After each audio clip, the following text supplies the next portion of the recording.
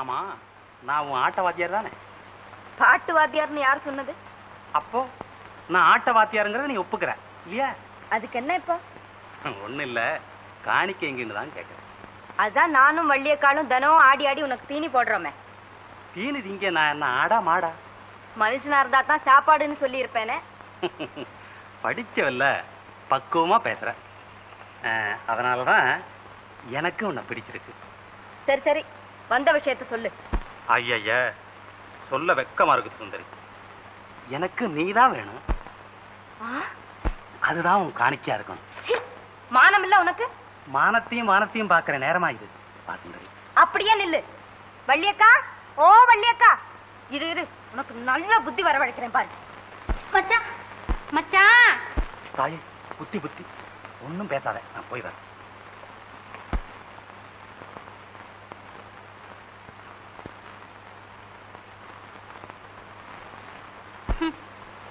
இது என்ன வள்ளி, உன்னை எங்கெங்க தேடுறது?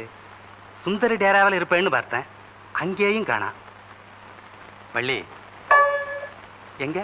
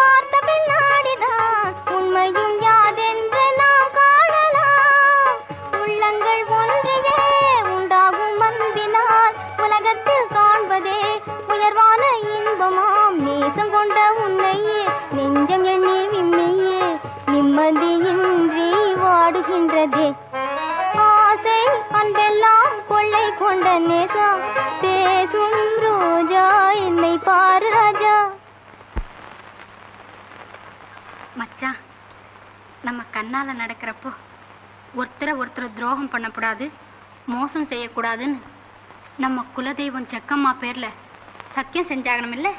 ஆமா, அதுக்கு என்னப்போ? ஏதோ நினைவுக்கு வந்துச்சு, கேட்டேன். வள்ளி, என்னால உன்னை புரிஞ்சிக்கவே முடியலையே. மச்சான், என் விஷயம் அப்படி இல்ல. உன்னை ஒரு மாதிரியா புரிஞ்சுக்கிட்டு தான் வர்றேன்.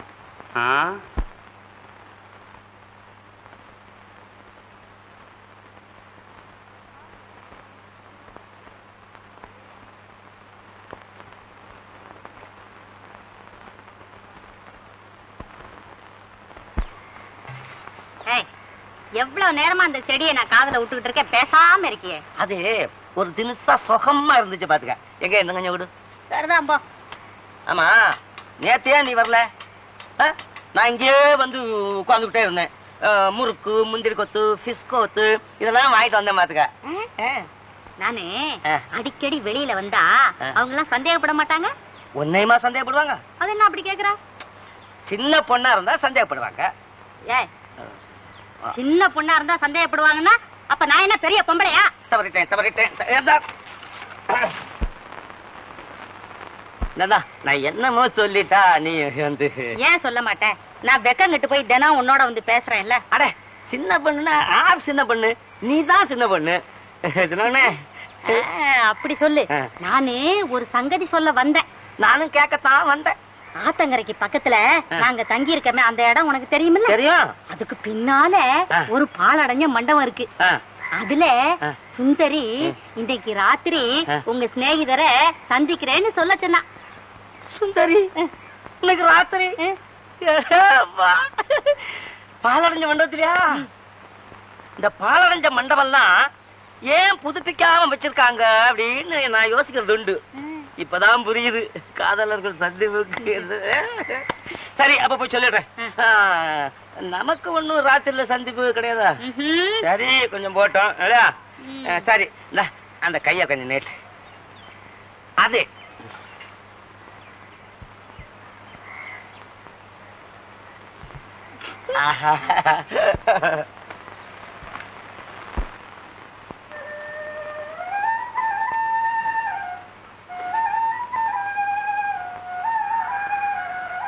அதோ ஜாக்கிரதையா நடந்துக்கணும்.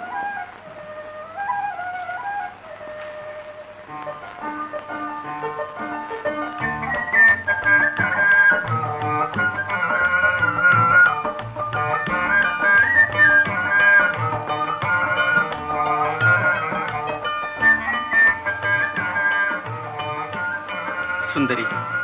ஓ, என் பேரு கூட தெரியுது. உன் பெயரைத்தான் முதலில் தெரிந்து கொண்டேன். அப்புறம் நீ நேற்று விடுத்த செய்திப்படி நடந்து கொண்டேன். சுந்தரி, உன்னை நான் மனப்பூர்வமாக காதலிக்கிறேன். என்னையா? ஆம். நம்ப சொல்றீங்களா? நம்பத்தான் வேண்டும். நீ ஒவ்வொரு நிமிஷமும் என்னை அலக்கழிக்கிறது உன் ஆசை. ஆசை என்று சொல்லி நாளை என்னை வேசியாக்க பார்க்கிறீர்கள். சுந்தரி, நீ மலராத முல்லை. கசக்கி எறிய கருத்து கொண்டு விட்டீர்கள். இல்லை சுந்தரி, உன்னோடு வாழ்வதே லட்சியம். இதோ நம் கருத்தொருமித்த காதலின் சின்னம். என் பெயர் சுந்தரி, சகுந்தலா இல்ல துஷந்தரே. வீணாக சந்தேகிக்கிறார். இதை போட்டுத்தான் பாரு.